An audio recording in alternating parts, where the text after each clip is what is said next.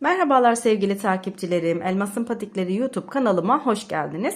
Bu videomda sizlere gördüğünüz gibi bu harika modelin anlatımını yapacağım tekrardan. Daha önce anlatımını yapmıştım. Bu kanalım için de yeniden videosunu çekeyim dedim. Çünkü çok beğenilen bir model bu da. 2 şişle yapılıyor. Ben misinalı şiş tercih ettim. Kamera açısından yani daha rahat örebilmem için misinalı şiş tercih ettim. Siz normal 2 şişleri kullanabilirsiniz. Dediğim gibi çok güzel bir model, yapılışı o kadar basit. Yani ilk defa patik örenler bile kolaylıkla yapabilir bu modeli. Modelimiz şu şekilde. Ön kısmında 3 tane yaprağımız var, yaprak desenimiz. Bilekten başlayacak. Üst kısmını yapacağız, yaprak desenimizi. Sonrasında tabanı yapıp patiğimizi tamamlayacağız. Gerçekten çok basit bir model. Şimdi videoda anlatacağım ölçüler 38-39 numaraya uygun. 40 numara için de ben daha önce örmüştüm. Onu da göstereceğim birazdan. Sayılarını vereceğim sizlere. 36 ve 37 numara için ise 4 ilmek eksik yapabilirsiniz. Ön kısmını aynı yapacaksınız. Eksik yaptığınızda bakın şu haroşa kısmından 2 ilmek sağ taraftan 2 ilmek sol taraftan eksik yaparak modeli aynı şekilde kurabilirsiniz. Bu benim anlatacağım şimdi 38-39 numaraya uygun. Bilek kısmından başlayacağız. Kaç ilmekle başlıyoruz? 38-39 numara için 67 ilmekle başlıyoruz. Sonrasında bir ters bir düz lastik örüyoruz. İstediğiniz uzunlukta yapabilirsiniz. Ben burada 14 sıra ördüm. Yani çok videom uzun olmasın diye bilek kısmını ördüm. Zaten her ayrıntısını şimdi vereceğim sizlere. 36 ve 37 numara için yapacaksanız 63 ilmek ile başlamanız yeterli olacaktır. Şimdi örerken zaten sayıları tekrar vereceğim. Yani şu modeli kurarken, ön kısmındaki yapraklarımızı kurarken 36 ve 37 numara için kaç ilmek yapacaksınız ve modeli kaç ilmekten sonra kuracaksınız, hepsini anlatacağım. Ben 67 ilmekle başladım. 40 numara için yapacaksanız hemen modelimi göstereyim, bakın. Bu da 40 numara için. Yine aynı ilmek sayısıyla başladım. 67 ilmekle başladım. Bilek kısmını biraz uzun tuttum. 20 sıra ördüm. Bir ters bir düz lastik olarak. Modelimi şimdi videoda başlayacağım şekilde kurdum. Sadece 40 numarada ne yaptım? Farklı olarak büyük olması için yaprak kısmındaki arttırma sayısını bir tane fazla yaptım. Yani diyelim ki burada şu yapraklarımızın gördüğünüz gibi şu kısmında artırmalarımız var. 7 ilmek artırma yaptım ben burada. 38-39 numara için. 40 numara için ise 8 artırma sayısı yaptım. Şöyle hemen göstereyim. 1, 2, 3, 4, 5, 6, 7, 8. Gördüğünüz gibi sadece aynı sayıda başladım. Bilek kısmını biraz uzun tuttum. Yani çorap gibi olacak. Burayı istediğiniz gibi uzatabilirsiniz. Bilek kısmını yani lastik kısmını. Modele yine şimdi anlatacağım gibi başlayacaksınız. Aynı şekilde ilerleyeceksiniz. Sadece bir artırma sırası fazla yapacaksınız. Kesmelerde yine aynı şekilde devam edecek. Bir de taban kısmını geniş tuttum. İlmek sayımı geniş tuttum. Bu şekilde tabanımız 15 ilmekten oluşacak. Zaten anlatırken hepsini söyleyeceğim sizlere yavaş yavaş. Bakın gördüğünüz gibi bayağı bir büyük bir patiğimiz oldu. Sadece bir artırma sırası fazla, bir de tabandan ilmek sayısını fazlalaştırdım. İstediğim ayak numarasına ulaştım. Bu şekilde yapabilirsiniz. Hemen bir kenara alıyorum. Şunları da bir kenara alayım. 67 ilmekle başlıyoruz dediğim gibi. Şimdi ilmeğimizi attık. Başlarken bu bir ters bir düz lastiği nasıl başlayacağız? Evet, şimdi ilmeğimizi attık. 67 ilmeğimizi attık. Düğümümüzü attıktan sonra geriye dönüp ilmeğimize başlayacağız. Bir ters bir düz lastiğimizi öreceğiz. İlk başta birinci ilmeğimizi düz, ikinci ilmeğimizi ters olarak örüyoruz. Yani düz örerek başlıyoruz bir ters bir düze. Bunu da neden yapıyoruz? Şu gördüğünüz gibi yapraklarımızın tam orta kısmına gelecek olan şu ilmek düz olsun diye bu şekilde başlıyoruz. Hangi ilmek sayısıyla başlarsanız başlayın. Bir düz bir ters ilmekle başlayacaksınız. Sonrasında zaten devamı gelecek. İstediğiniz uzunlukta yapabilirsiniz burayı. Artırmalarımıza başlayacağız bu sıramızda. Haroşa olarak öreceğiz. Her iki kenardaki ilmeklerimizi şöyle modelimden tekrar göstereyim. Lastiğimiz bitti. Buradan sonra burası sağ tarafta ve sol tarafta ilmeklerimiz haroşa olacak.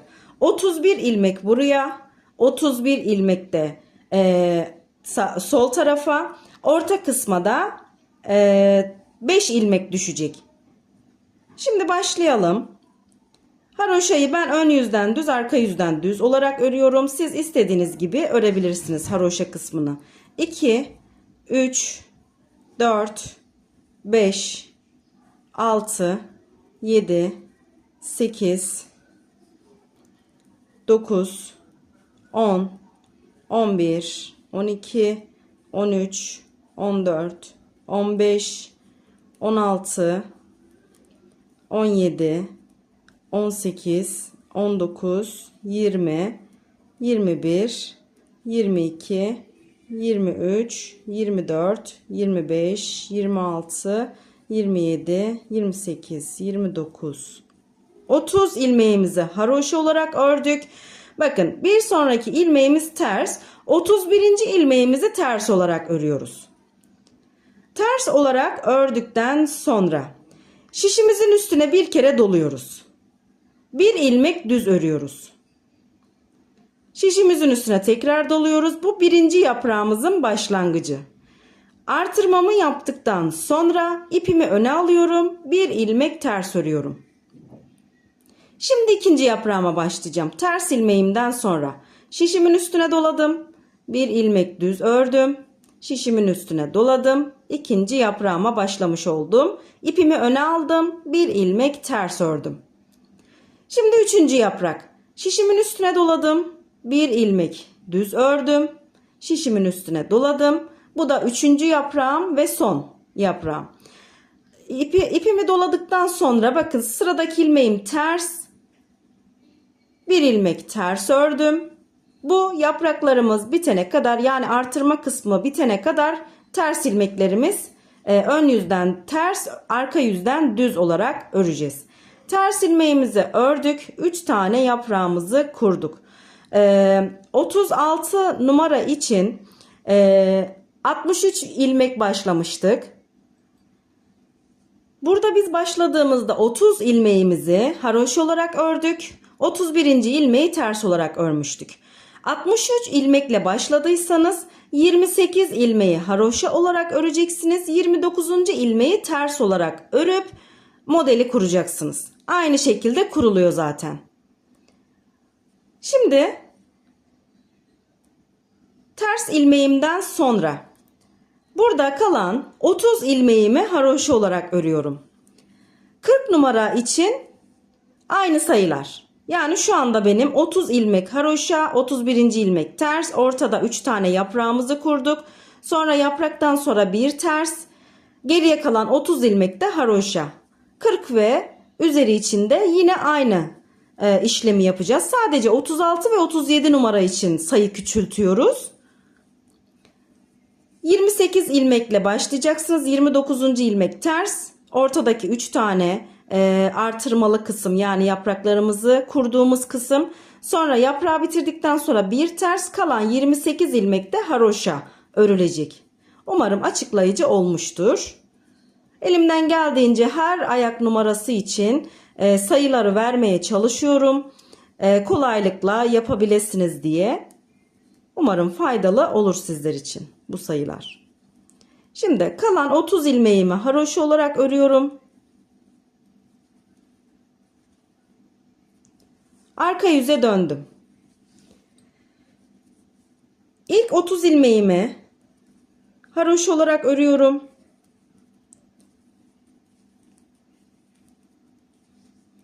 Ben zaten yerleri belli. Haroşaların ve artırmaların. İsterseniz siz sayarak devam edebilirsiniz örerken. Karıştırmamak için. 30 ilmeğimizi haroşa olarak örelim. Arka yüzdeyiz bu arada. Haroşaları haroşa, düzleri düz, tersleri ters olarak öreceğiz. 30 ilmeğimi hemen şöyle hızlıca öreyim. 30 ilmeğimi haroşa olarak ördüm. Sırada ön yüzde ters olarak ördüğüm ilmek, arka yüzde düz. Bakın, yapraklı kısma geldim, artırmalı kısma. 30 ilmekten sonra bir ilmek düz ördüm. İpimi öne alıyorum. Artırıp bir düz örüp bir tane daha arttırmıştık. Yani 3 ilmek var burada. Bu 3 ilmeği ters olarak örüyorum. Bir ilmek düz,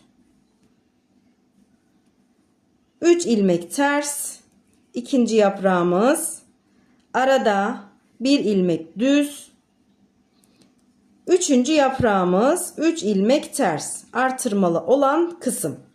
Sonra bir ilmek düz, geriye kalan 30 ilmek haroşa.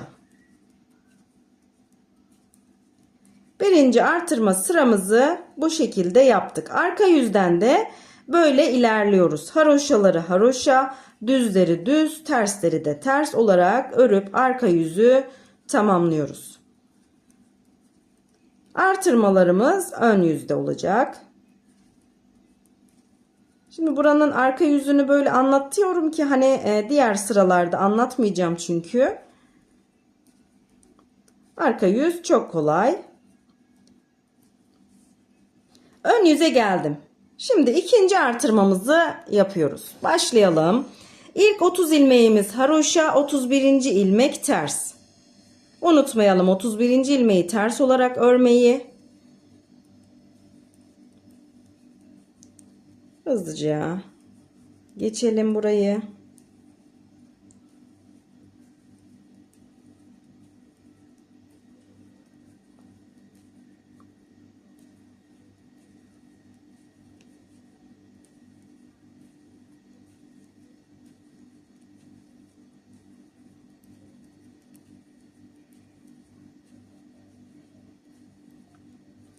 ...30 ilmeğimi haroşa olarak ördüm. 31. ilmeğime geldim. Ters olarak ördüm. Şimdi geldik yapraklarımıza.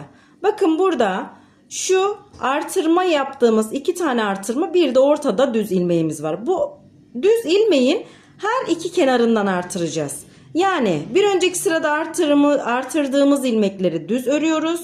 Bakın şu ilmeğin her iki kenarından, her sırada ama bir ilmek düzümü ördüm. Şişimin üstüne doladım. Bir ilmek düz ördüm. Tekrar dolama yaptım. Burada bir düz ilmeğim var. Onu ördüm. Bakın bu birinci yaprağımız. Arada bir tane ters ilmeğimiz var. Her yaprağın arasında bir tane ters ilmek var. İkinci yaprağımıza geçtik. Bir düz örüyoruz. Şişimizin üstüne doluyoruz. Bir ilmek düz örüyoruz. Şişimizin üstüne doluyoruz. Bir düz. Arada bir ilmek ters. Üçüncü yaprağıma geçiyorum. Bir düz ördüm. Artırdım. Tekrar bir düz ördüm. Artırdım. Bir düz örüyorum. Bir ilmek ters örüyorum. 3 tane yaprağımı tamamladım. Artırmalarımı. Şimdi buradaki kalan ilmeklerimi haroşa olarak öreceğim. Arka yüze geçtiğimde haroşaları haroşa, tersleri ters, düzleri düz olarak arka yüzü de tamamlayalım. Ön yüzde tekrar görüşelim. Arka yüzden sıramı tamamlayıp geldim. Tekrar ön yüzdeyim ve artırmama devam edeceğim. Üçüncü artırma sıramızı yapacağız. İlk 30 ilmeğimizi haroşa olarak örüyoruz. 36 ve 37 numara için yapacaksanız 28 ilmek haroşa, 29. ilmek ters. Şu anki benim yaptığım 30 ilmek haroşa, 31. ilmek ters olacak. 40 numara için de yine aynı. Sadece artırma sayımız bir tane fazla olacak 40'ta. 36-37'de bir artırma sırası eksik olacak. 30 ilmeğimi haroşa olarak ördüm. İpimi öne aldım. Bir ilmek ters örüyorum. Şimdi geldim yapraklarıma. Bakın burada 2 artırma sıramız oldu. Bu da 3. 2 tane düz ilmeğimiz var burada. 2 düz ilmeğimi örüyorum. Dediğim gibi şu her sırada bu düz ilmeğin her iki kenarından artırma yapacağız. 2 düz ilmeğimi ördüm, artırmamı yaptım. 1 düz ördüm, artırmamı yaptım. 2 düz ilmeğimi ördüm. Birinci yaprak. 1 ilmek ters arada. İkinci yaprağa geçiyoruz. 2 düz ördüm, artırdım. 1 düz ördüm, artırdım. 2 düz ilmek ördüm. Arada 1 ilmek ters. Üçüncü yaprağa geçiyorum. 2 düz ilmek, artır, 1 düz ilmek, artır, 2 düz ilmek. Sonrasında 1 ilmek ters. Kalan 30 ilmek haroşa. Arka yüzde normal ilmeklerimizi haroşaları haroşa, düzleri düz, tersleri ters olarak örüyoruz. Zaten arka yüzde belli. Hangi ilmekler düz, hangi ilmekler ters belli. Arka yüzü de örelim. Ön yüzde tekrar görüşelim. Arka yüzden de sıramı tamamladım. 4. artırma sırasındayım. Bu şekilde devam edeceğiz. Yine 4. artırmayı da göstereyim. Sonrasında söylediğim sayılarda devam edeceksiniz. 30 ilmeğimizi haroşa olarak örüyoruz. 31. ilmek ters. Burayı hızlıca hemen geçeyim.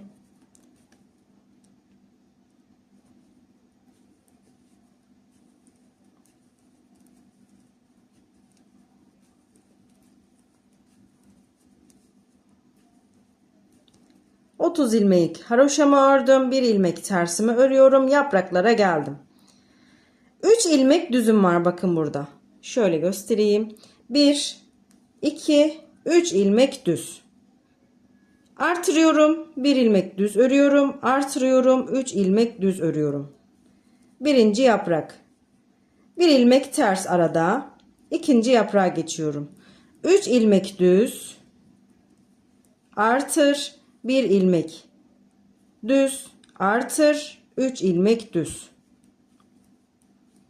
Arada 1 ilmek ters. Üçüncü yaprağa geçiyoruz. 3 ilmek düz. Artır. 1 ilmek düz. Artır. 3 ilmek düz. 1 ilmek ters. Kalan 30 ilmek haroşa. Bu şekilde artırmalarımıza devam ediyoruz. 4. artırmamızı yaptık. Şimdi 38-39 numara için 7 tane artırma yapacağız. 40 numara için yapıyorsanız 8 artırma yapacaksınız. 36 ve 37 numara için yapacaksanız 6 artırma sırası yapmanız yeterli olacaktır. Sonrasında bu yaprağımızın kapanışını yapacağız. Şöyle bakın bu kısmı yapacağız. Orayı da ayrıntılı bir şekilde anlatacağım. Şimdi artırma sıramızı tamamlayalım. Ben 7 artırma yapacağım 38-39 numara için. Siz kendi ayağınıza göre istediğiniz artırma sırasını yapın. Sonrasında görüşelim. Evet, ben artırmamı tamamladım. Toplamda 7 tane artırma yapmış oldum. Sizlere söylediğim gibi siz de yapacağınız ayak numarasına göre bu arttırma sayısını bir eksik veya bir fazla yapabilirsiniz.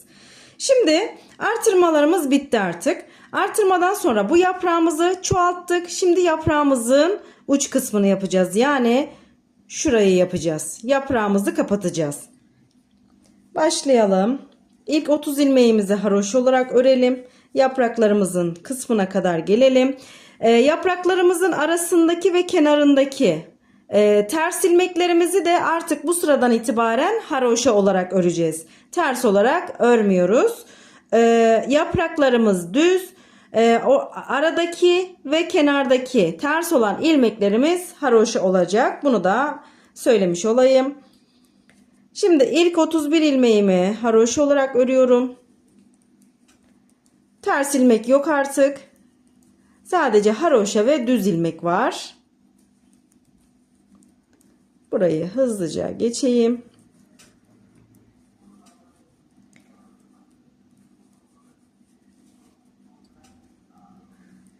Yaprağımızın kapanışı da çok basit gerçekten. Birkaç sırasını anlatacağım. Sonrası zaten devamı gelecektir. Evet, bakın ters ilmeğime geldim. Onu da haroşa olarak örüyorum. Yani 31 ilmeğimi haroşa olarak ördüm. Şimdi bakın burada birinci yaprağımız. Düz ilmeklerimiz bu şekilde şuraya terse kadar. İlk iki ilmeği ikisini birlikte alarak kesiyorum. Bu yaprağımızda bulunan yani şu ters ilmeğe kadar, bakın şu arada ters ilmekten önceki iki ters düz ilmeğe kadar ilmeklerimizi örüyoruz. Yani şimdi sayınız farklı olabilir. O yüzden çok da sayı vermek istemiyorum. Çünkü kafanız karışabilir. Birinci yaprağımızdaki şu ters ilmekten önceki son, yani buradaki bulunan düz ilmeklerin son iki düz ilmeğe kadar ilmeklerimi örüyorum. Son iki ilmeği şöyle tersten önce ilmeklerin yerlerini değiştiriyorum. Şu kısım. Evet, ilmeklerin yerini değiştireceğim. Değiştirdikten sonra bu ikisini birlikte alarak kesiyorum. Pardon, artırmamızı yapmadık. Burayı tekrar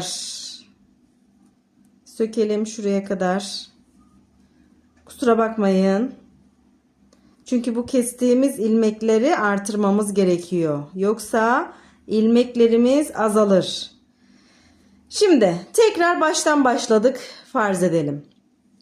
31 ilmeğimizi haroşa olarak ördük. 31 ilmekten sonra yaprağa geçmeden önce artırma yapıyorum. Bir ilmek artırdım. Sonraki iki ilmeği ikisini birlikte alarak kestim.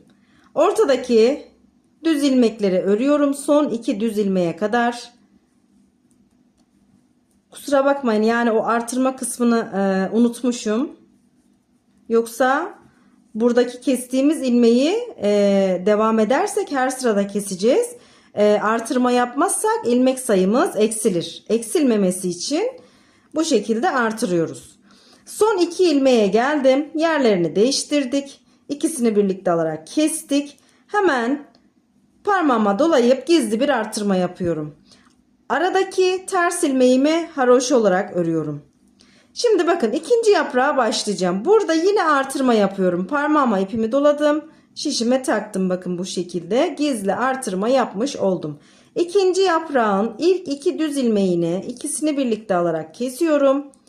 Sonra diğer düz ilmekleri örüyorum. Diğer ters ilmeğe kadar 2 ilmek kalana kadar. Düz ilmeklerin son ikisine kadar ilmeklerimi ördüm. Yaprağımızın son iki düz ilmeğinin yerlerini değiştiriyorum. Değiştirdikten sonra bu ikisini birlikte alarak kesiyorum. Kestiğim ilmeği hemen yanından artırıyorum. Böyle gizli artırma yapıyorum. Aradaki ters ilmeğimi haroşa olarak örüyorum. Tekrar 3. yaprağa başlamadan önce artırmamı yapıp 3. yaprağın ilk 2 ilmeğini kesiyorum. Son 2 düz ilmeğe kadar ilmeklerimi düz olarak örüyorum. Bu arada bu artırdığımız ilmekler delik olmayacak. Buna dikkat edelim. Yani delik olursa da çok bir sıkıntı olmaz ama ben öyle yaptım. Yani gizli artırma yaptım. Delik olmasını istemediğim için. Son 2 düz ilmeğime geldim. Bu ikisinin yerlerini değiştiriyorum.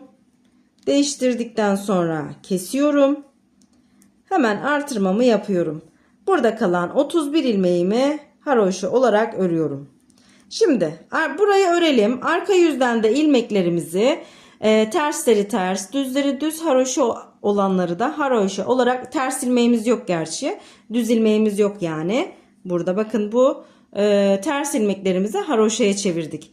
Artırdığımız ilmeklerimizi de haroşa olarak öreceğiz. Şimdi ne yapalım?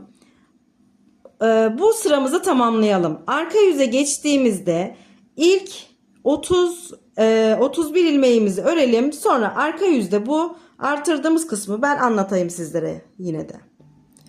Şimdi ön yüzden sıramı tamamladım. Arka yüze geçtim. 31 ilmeğimi haroşa olarak ördüm. Şurada gizli artırmaya kadar geldim. Burada ne yapıyoruz? Gizli artırmamızı da haroşa olarak örüyoruz. Arka yüzde artık sadece haroşa ilmeklerimiz ve ters ilmeklerimiz var. Düz ilmek yok. Çünkü artırdığımız ilmekleri de haroşa olarak öreceğiz. Buraya kadar haroşa olarak ördüm. Şimdi yaprağımıza geldik. Yaprağımızdaki ilmeklerimizi ters olarak örüyoruz. Şuradaki gizli artırmaya kadar. Ters olarak örüyorum ilmeklerimi. Gizli artırmaya geldim. Bakın burada bir gizli artırma, bir ilmek var, bir de yanında tekrar bir gizli artırma var. 3 tane ilmeği haroşa olarak örüyorum ben burada. 3 ilmeğimizi haroşa olarak ördük. Her iki yaprağın arasında yani. Şimdi diğer ikinci yaprağımıza geçtik. Buradaki ilmeklerimizi ters olarak örüyoruz.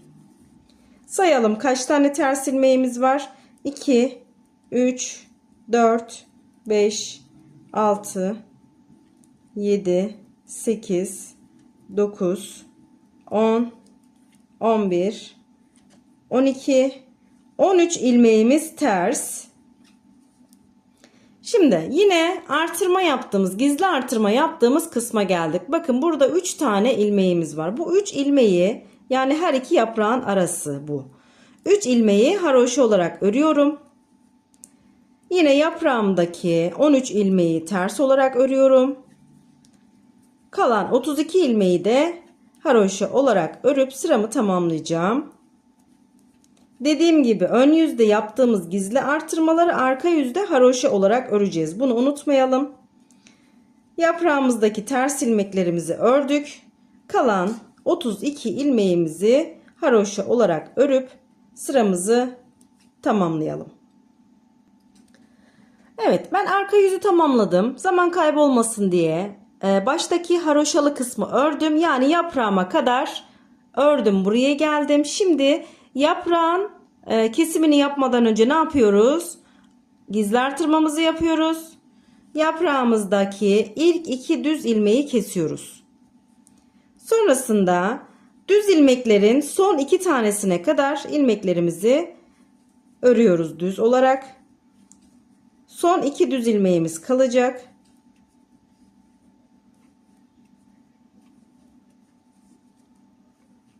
Son 2 düz ilmeğime geldim. Bakın yanında da 3 tane haroşamız var. Bu 2 ilmeğin yerlerini değiştiriyorum. Son 2 düz ilmeğin yerlerini değiştirdim. İkisini birlikte alarak kestim. Ve hemen kestikten sonra gizli artırmamı yaptım. Ortada 3 tane haroşamız var. Bu haroşayı örüyorum. İkinci yaprağıma geldim. Şimdi 3 haroşadan sonra artırma yapıyorum. Gizli artırma. Sonra ikinci yaprağımın ilk 2 düz ilmeğini kesiyorum. Ortadaki ilmekleri düz olarak örüyorum.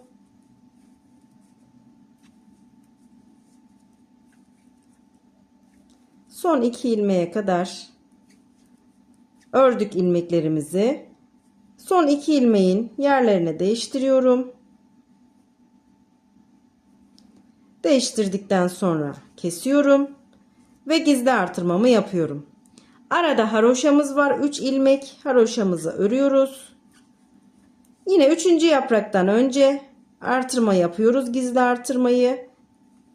3. yaprağın ilk 2 düz ilmeğini kesiyoruz. Son 2 düz ilmeğe kadar düz olarak örüyoruz ilmeklerimizi.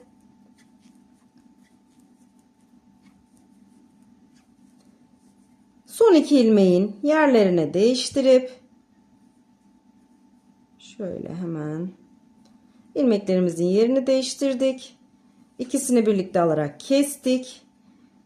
Artırmamızı yaptık. Kalan haroşalı kısmı örüyoruz ve sıramızı tamamlıyoruz. Arka yüzde döndüğümüzde haroşaları haroşa, yapraklarımızdaki ilmeklerimizi ters olarak örüyoruz. Aradaki ilmekler haroşa olacak. Bakın şöyle göstereyim. Yani bu görünüyor ama yine buradan açık renkten de göstereyim. Her iki yaprağın arasındaki ilmekler haroşa olacak. Bakın. Gizli artırma yaptığım için ben delik gözükmüyor burada. Siz isterseniz orta kısma uygun olsun diye delik olarak da yapabilirsiniz. Bu sizin zevkinize kalmış. Aradaki yaprakların arasındaki ilmekler haroşa. Arka yüzde haroşa olarak örüyoruz ilmeklerimizi. Şimdi bu şekilde devam edelim kesme işlemine. Yaprağımızı bu şekilde kapatalım. Ön yüze geldiğimizde yapıyoruz bu işlemi. Kesme işleminden önce ve sonra artırmalarımızı yapıyoruz. Arka yüzde de bu gizli artırmaları haroşa olarak örüyoruz. Böyle devam edelim. Yaprağımızdaki düz ilmeklerden 3 tanesi kalacak. 3 tane kalana kadar böyle kesme işlemine devam edelim. Sonrasında tabana geçelim birlikte. Evet, ben 3 düz ilmek kalana kadar yaprağımı bu şekilde kapattım. Gizli artırmalarımı, yani yaprakların arasındaki ilmeklerimi haroşa olarak ördüm. Görünümü bu şekilde. Yapraklarımızda 3 düz ilmeğimiz kaldı. Şimdi kalan 3 düz ilmeğimizi keseceğiz. Hemen şöyle ilmeklerimi çekeyim yukarı doğru. Bu baştaki ilmeklerimizi haroşa kısmı örelim şuraya kadar, yaprağımıza kadar örüp gelelim. Zaman kaybı olmasın.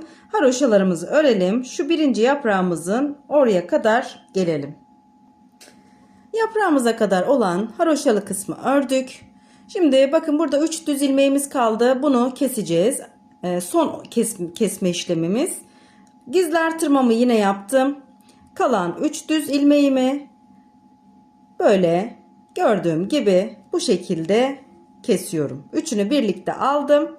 Bir tane ilmeğim kaldı burada. Şimdi tekrar gizli artırmamı yaptım. Aradaki haroşalarımı örüyorum. İkinci yaprağıma kadar haroşalı kısmı örelim. Yaprağımızı kapatıyoruz artık. Düz ilmeklerime geldim. Artırmamı yapıyorum, gizli artırmamı. Kalan 3 düz ilmeği üçünü birlikte alarak kesiyorum. Tekrar gizli artırmamı yapıyorum ve haroşalarımı örüyorum. Aradaki haroşaları örüyoruz.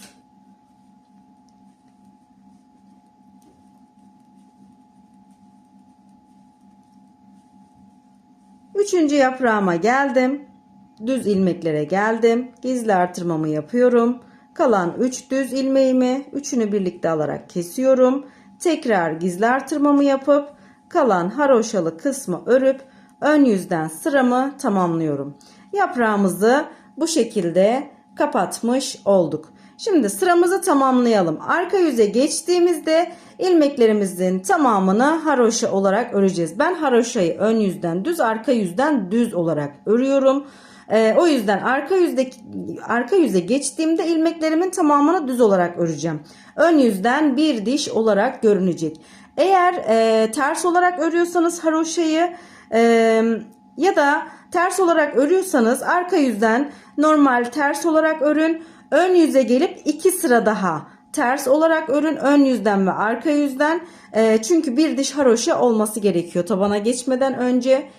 Güzel bir görüntüsü olması açısından yani. Yoksa arka yüzü örüp hemen tabana geçebilirsiniz. O da sıkıntı olmaz. Ama bir diş haroşa olursa tabanla çok uyumlu olur.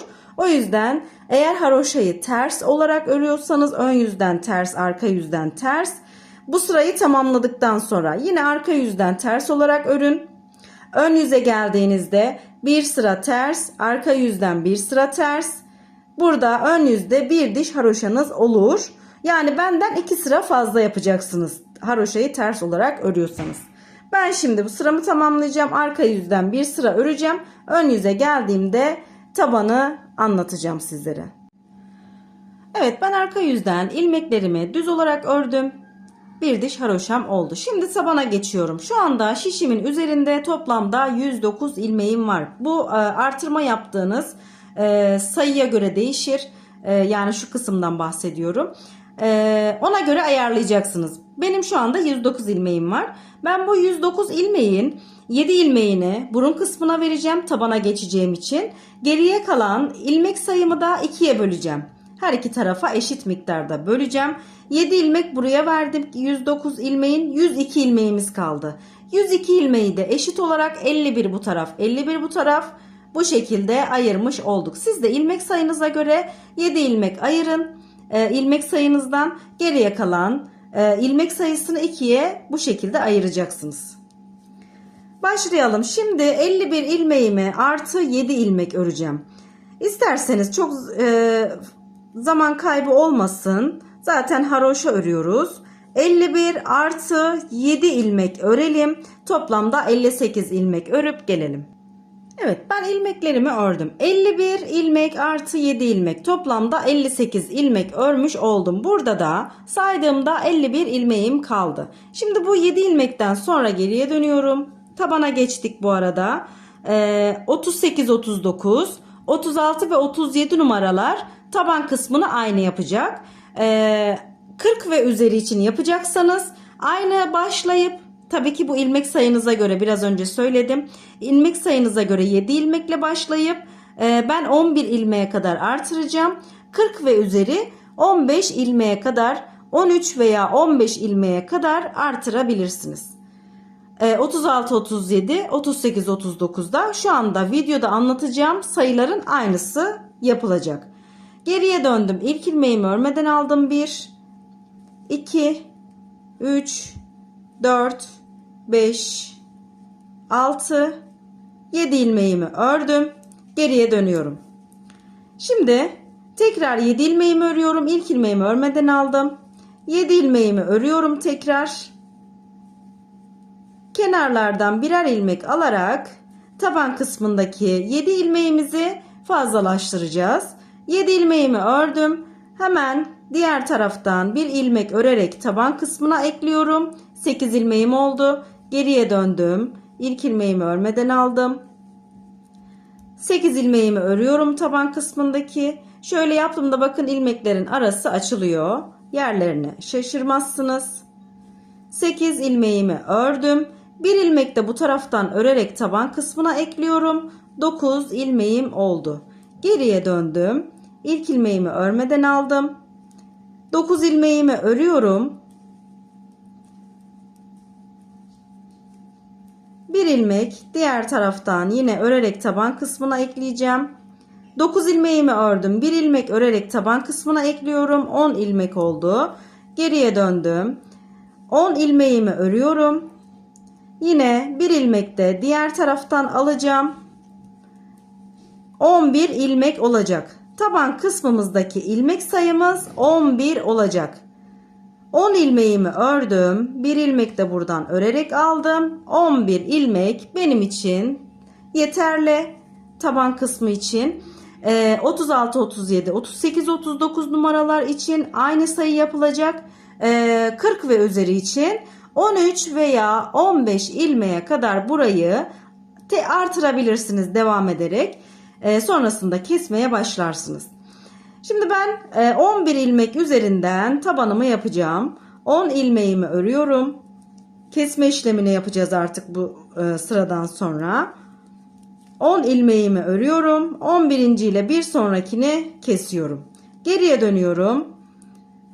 Yine 10 ilmeğimi örüyorum. 11. ile bir sonrakini kesiyorum.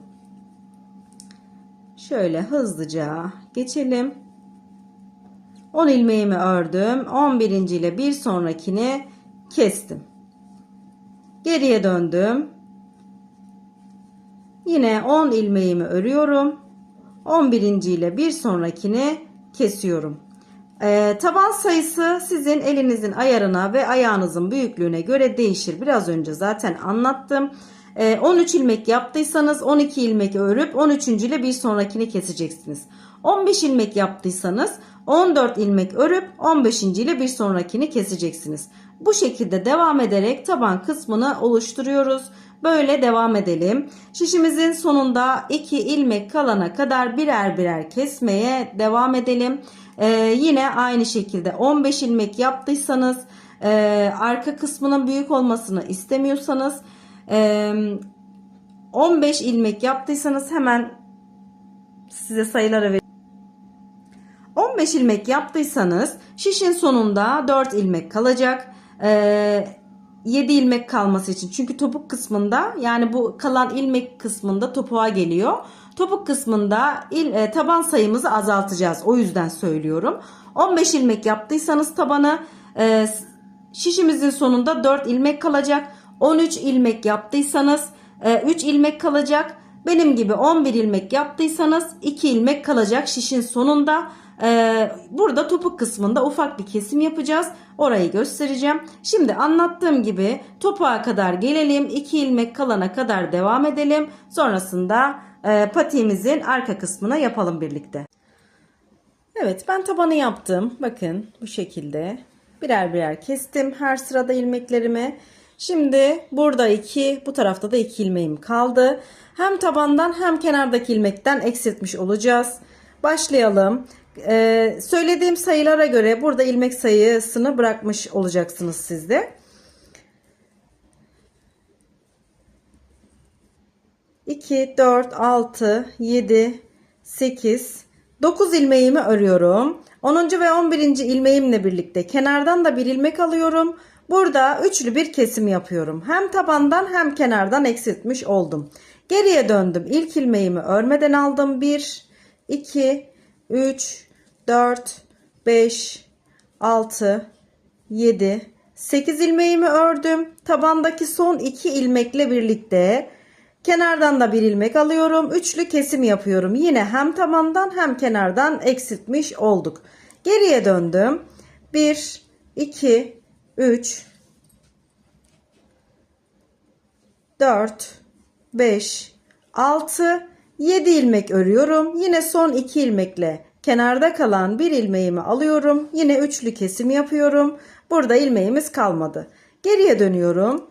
Hemen ilk ilmeğimi örmeden aldım. 1, 2, 3, 4, 5, 6 ilmeğimi ördüm. Son 2 ilmekle bu tarafta da kalan son 1 ilmeği de alıyorum. Üçlü kesim yapıyorum. Şişimde toplamda 7 ilmeğim kaldı. Bu ilmek sayısı her ayak numarası için geçerli. 7 ilmek kalsın, fazlasına gerek yok çünkü ayağınıza büyük olur. Daha fazla büyük olursa ilmek sayısı. 7 ilmek yeterli. Şimdi geriye dönüyorum. Geriye döndükten sonra bakın şu kenarlardan ilmek çıkaracağız. Şuraya kadar, lastik kısmına kadar burayı haroşa olarak öreceğiz. 7 ilmeğimiz sabit olacak. 2, 3, 4, 5, 6 ilmeğimi ördüm. 7.'yi örmeden aldım. Hemen şu dibindeki ilmeğe şişimi taktım. İlmeğimi önüne geçirdim. Bu ikisini birlikte kestim. Geriye döndüm. 6 ilmeğimi örüyorum. 7.'yi örmeden aldım. Sıradaki yuvaya bakın dıştan içe doğru, buraya değil, bakın buraya takmıyorum. Hemen bir sonraki yuvaya şöyle dıştan içe doğru şişime taktım. İlmeğimi önüne geçirdim. Bu ikisini birlikte kestim. Geriye döndüm. Yine aynı işlemi yapacağım. 6 ilmeğimi örüyorum. Haroşa olarak devam ediyorum bu arada. 6 ilmeğimi ördüm. 7.'yi örmeden aldım.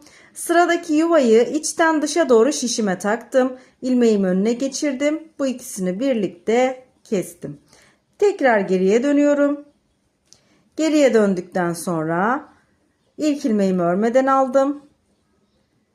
2, 3, 4, 5, 6 ilmeğimi ördüm. 7.'yi örmeden aldım. Sıradaki yuvayı dıştan içe doğru şişime taktım. İlmeğimi buraya geçirdim. Bu ikisini birlikte alarak kestim. Tekrar geriye döndüm. Aynı işlemi devam ettiriyoruz. İlk ilmeğimizi örmeden alıyoruz. Son ilmeği, 7. ilmeği örmeden alıyoruz. Sıradaki yuvayı içten dışa doğru şöyle şişime takıyorum. İlmeğimi önüne geçiriyorum. Son ilmeği, bu ikisini birlikte alarak kesiyorum. Bu şekilde yukarıya doğru çıkmış oluyoruz. Kenarlardan kenarları şişimize takarak devam ediyoruz. Şuraya kadar, lastik kısmına kadar haroşa olarak devam edelim. Bu kenarları gösterdiğim gibi yapalım. Lastik kısmına gelince haroşa olan şu kısmı 7 ilmeğimizi lastik olarak öreceğiz. Orayı da anlatacağım. Şimdi buraya kadar gösterdiğim gibi örüp gelelim. Evet, haroşa olarak devam ettik. Lastik olan kısma, yani bir ters bir düz olan kısma kadar geldik. Şimdi 7 ilmeğimizi bir ters bir düz lastik olarak öreceğiz. İlk ilmeğimi örmeden aldım. İpimi öne aldım. Sıradaki ilmeğimi ters olarak örüyorum. Bir ilmek düz örüyorum. Bir ilmek ters örüyorum. Bir ilmek düz, bir ilmek ters.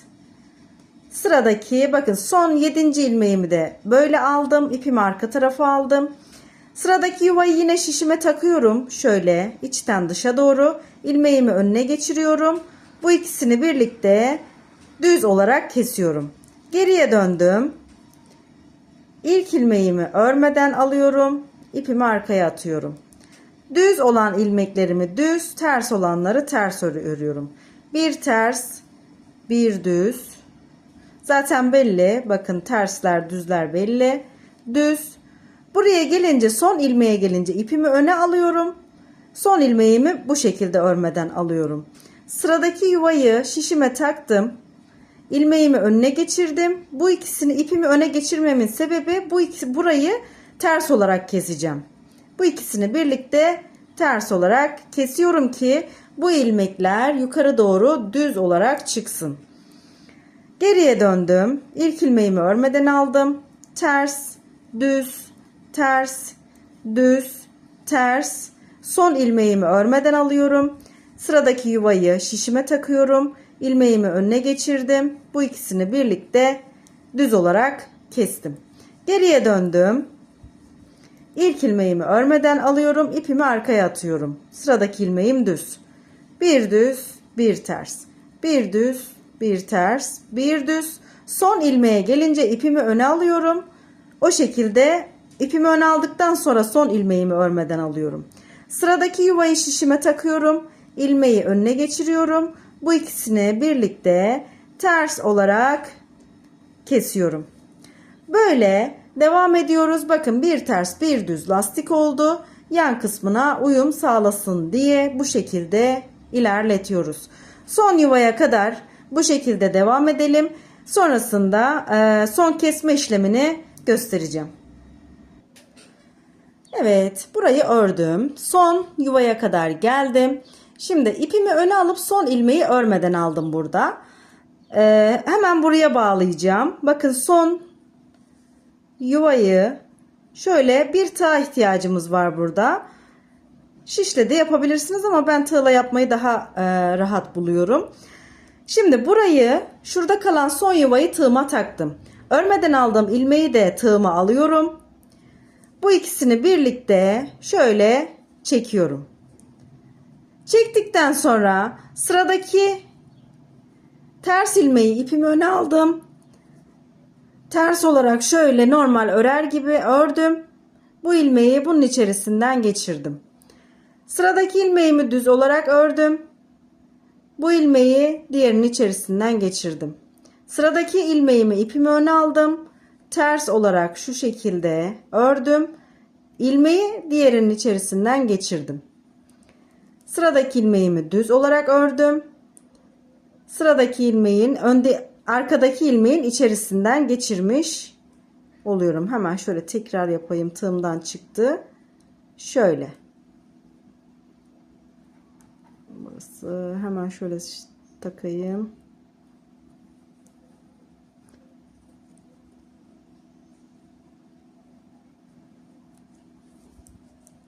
Evet, sıradaki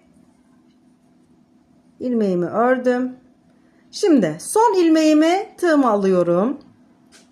Burada da bir tane yuva kalmıştı. Hemen şöyle misinamı bırakayım bir kenara. Burada da bir yuvamız kaldı. Ne yapıyoruz? Şu ipimizin olduğu kısım, düğüm attığımız kısım son yuvamız. Buraya batıyorum. Şuraya battım.